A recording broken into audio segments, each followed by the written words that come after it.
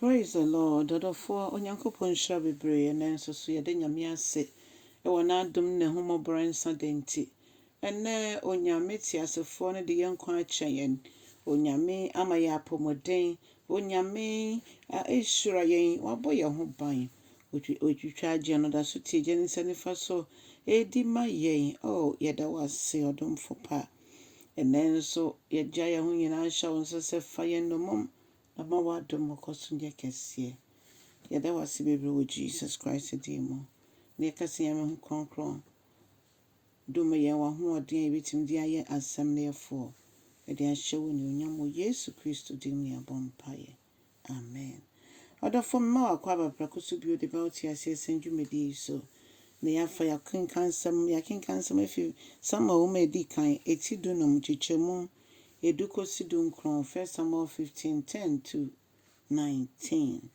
Odofo ya kan fimfiti asia na yehu sɛ Saul no ɔyɛ Israel hene a no Nyankopɔn ahyɛ ne sɛ onkodi Amalekitefo no so sɛnso mo yɛ matamfo no mo twintwɔn mo anemu de nim sɛ onyame nso ka ne sa ne kese ɔno wayɛ krado so ɔno na ɔbɛkoko no ɛno nti hia ne sɛ ne mma yɛbɛyɛ Setie de ama no.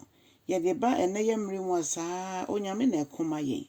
Na Saul ɔkɔɔyɛ a ɔkɔto hyɛ Amalekitefo so di omuso nkonim no.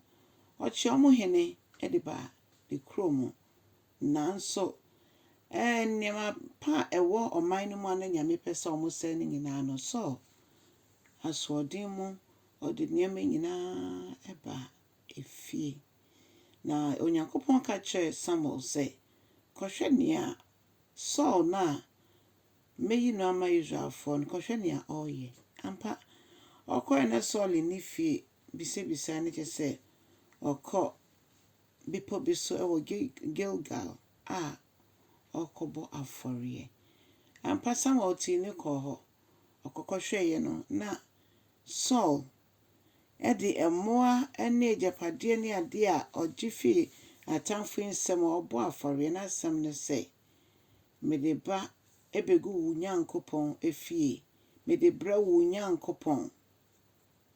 Nye sɛ ye Nyankopɔn na wo Nyankopɔn.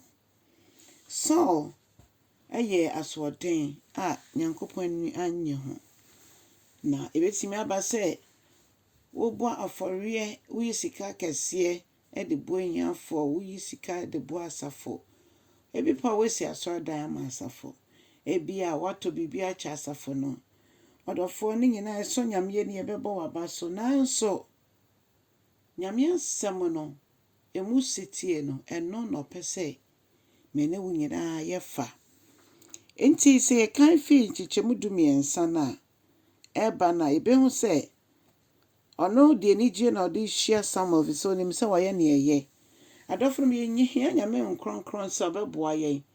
Ne ɛyɛ yɛn sɛ saa deɛ we de ɛyɛ ɛtene nyame ni bɛgye ho na ebia na Nyankopɔn ni nye ho.